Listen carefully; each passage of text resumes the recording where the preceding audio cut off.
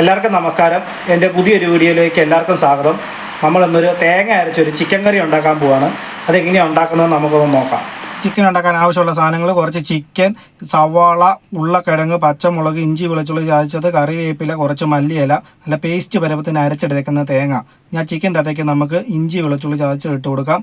കുറച്ച് മല്ലിയില, സവാള, ആവശ്യത്തിനുള്ള ഉപ്പ്, കുറച്ച് വെളിച്ചെണ്ണയും കൂടെ ഒഴിച്ച് നല്ലതായിട്ടൊന്ന് ഇളക്കിയെടുക്കാം. അതിൻ്റെ ചിക്കനിലേക്ക് അതെല്ലാം കൂടെ പറ്റുന്ന രീതിയിൽ നല്ല രീതിയിലൊന്ന് ഇളക്കിയെടുക്കാം. ഇനി നമുക്കൊരു പാൻ അടുപ്പത്ത് വെച്ച് അതൊന്ന് ചൂടായി വരുമ്പോഴത്തേക്കിനും അതിൻ്റെ അകത്തേക്ക് നമുക്ക് എണ്ണ ഒഴിച്ചു കൊടുക്കാം. ഇനി അതിൻ്റെ അകത്തേക്ക് എണ്ണ ചൂടായി വരുമ്പോഴത്തേക്കിനും നമുക്ക് 1 ടേബിൾ സ്പൂൺ മുളക് പൊടി, 2 ടേബിൾ സ്പൂൺ ചിക്കൻ മസാല, കുറച്ച് മല്ലിപ്പൊടി, കുറച്ച് മഞ്ഞൾപ്പൊടിയും കൂടെ ചേർത്ത് നല്ലതായിട്ടൊന്ന് ഇളക്കിയെടുക്കുക. അത് കരിഞ്ഞു പോകാതെ നല്ല രീതിയിൽ നിന്ന് ഇളക്കിയെടുത്തിട്ട് അതിൻ്റെ അകത്തേക്ക് ഒരു തുള്ളി കുരുമുളക് പൊടിയും കൂടെ ചേർത്ത് അതിൻ്റെ പച്ചമണം മാറണം വരെ നല്ലതായിട്ടൊന്ന് ഇളക്കി കൊടുക്കാം. ഇനി അതിൻ്റെ അകത്തേക്ക് നമുക്ക് നമ്മൾ ഇളക്കി വെച്ചേക്കുന്ന ചിക്കനും കൂടി ഇട്ട് കൊടുക്കാം. എന്നിട്ട് നല്ലതായിട്ടൊന്ന് ഇളക്കിയെടുക്കാം.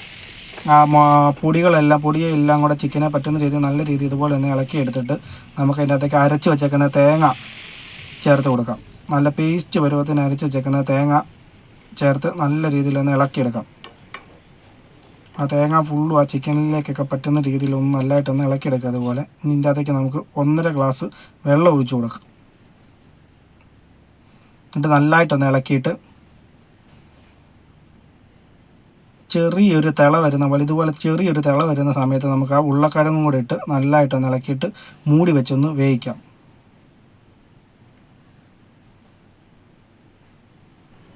മൂടി തുറന്ന് നോക്കി കഴിയുമ്പോൾ നല്ലതായിട്ട് ചിക്കൻ എല്ലാം വെന്ത് വന്നിട്ടുണ്ട്. ഇനി നല്ലതായിട്ടൊന്ന് ഇളക്കിയിട്ട് എല്ലാം നല്ലതായിട്ടൊന്ന് ഇളക്കിയിട്ട് നമുക്ക് ആവശ്യത്തിനുള്ള ഉപ്പ് പൊടിയും കൂടെ ചേർത്ത് ഒന്ന് ഇളക്കാം.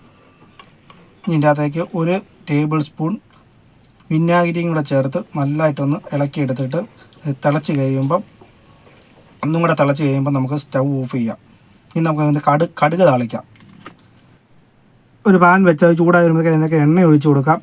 എണ്ണ ചൂടായി വരുമ്പോൾ കടുക് പൊട്ടി വരുമ്പോഴത്തേക്ക് അതിനകത്ത് പച്ചമുളകും വറ്റൽമുളകും കുറച്ച് ചുമന്നുള്ളി ചെറുതായിട്ട് അരിഞ്ഞതും കുറച്ച് കറിവേപ്പിലയും കൂടെ ചേർത്ത് നല്ലതായിട്ടൊന്ന് മൂപ്പിച്ചെടുക്കാം. ഇതുപോലെ നല്ലതായിട്ടൊന്ന് മൂപ്പിച്ചെടുത്തിട്ട് സ്റ്റൗ ഓഫ് ചെയ്തിട്ട് നമുക്ക് ആ ചിക്കൻ കറിയിലേക്ക് ഇട്ട് കൊടുക്കാം.